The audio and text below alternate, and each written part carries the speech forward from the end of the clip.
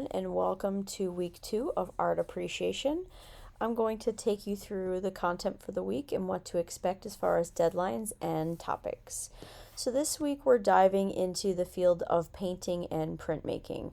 We'll be talking about historical and emerging trends in the specific fields and also the materials that were involved in the process. I also give you guys, if you see in the announcements area, that there is a link to the High Point Center for Printmaking. I also gave a little bit more current example here if you want to see something that's not necessarily in a textbook. This is some of the stuff that's current in the field, so if you're into design and printmaking, this would be the place to start. High Point Print has some really amazing artists there. So they have one that's going on called Hot Off the Presses, and it's all about light. So they're doing some pretty amazing things with printmaking that are all just basic light sources and really fun stuff in here. So if you want to check it out, feel free. It's not something in your textbook. It's not mandatory, something that will be on the quiz or anything, but I did want to give you a little bit more of a current example versus just historical. Okay, let's go ahead and go through the module just to talk about what's going to be there for the week. Out our week 1. So again, we have our introduction on painting and printmaking. So you have, of course, readings for the week, but we have a little bit less readings and a little bit more videos, which is always a nice kind of break from it.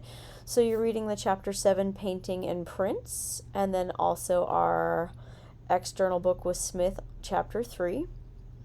And then the rest you'll be watching. There's some pretty fun videos in here. There's one on printing and painting.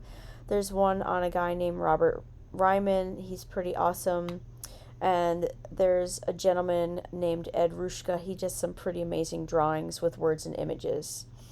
Our big project for the week is the artist report assignment. Of course, we have the quiz.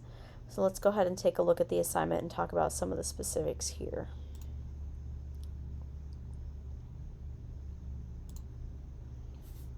Okay, so the artist report, you're writing a 2-page research-based paper in MLA format that focuses on one of the specific artists below.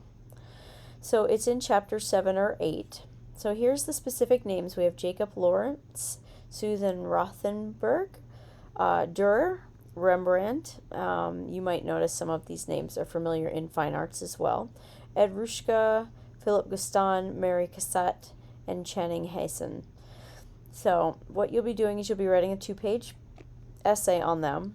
You need to have at least 3 references or quotes in addition to just the textbook and any biblical ones. So other places where you could get the information besides just the textbooks. So let's talk about some of the guidelines. So you'll need a title page. The title page will have an image of whoever you choose, their artwork, as well as the year the artwork was created, the title of the work, medium, the dimensions, and current location of the work. So for the title page, if you end up doing someone and maybe you have 2 or 3 pieces of their work that they're talking about,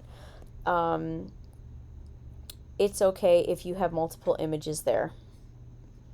Okay, you'll also include in your essay the artist biography, which is the year and birth, the year that they're born, the year that they died, where they were born, some history, places that they studied, and then biographical information that might matter.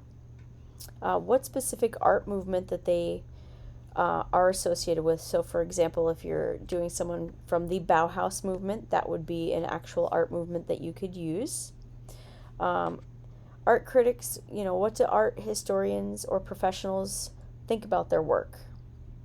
And then, of course, personal thoughts and conclusions. So that's kind of the most important part when it comes to this class for me, is what do you really think about it? I know it's a required course, but, what are your personal thoughts on the artwork? Are you, do you like or dislike it? Do you connect with it? Why or why not do you like it? Is there any spiritual aspects to the work that you really liked or didn't like? Did it really make you feel anything as far as emotions as the viewer? Did it stimulate your intellect? And what are the strengths and weaknesses of the artist's body of work in your opinion? Okay? So as always, spelling's really important and grammar. And of course, it's always going to go through Turnitin, which is, the college's plagiarism tool. All right, so this is the biggie for the week. As always, have a fantastic week and email me with any questions.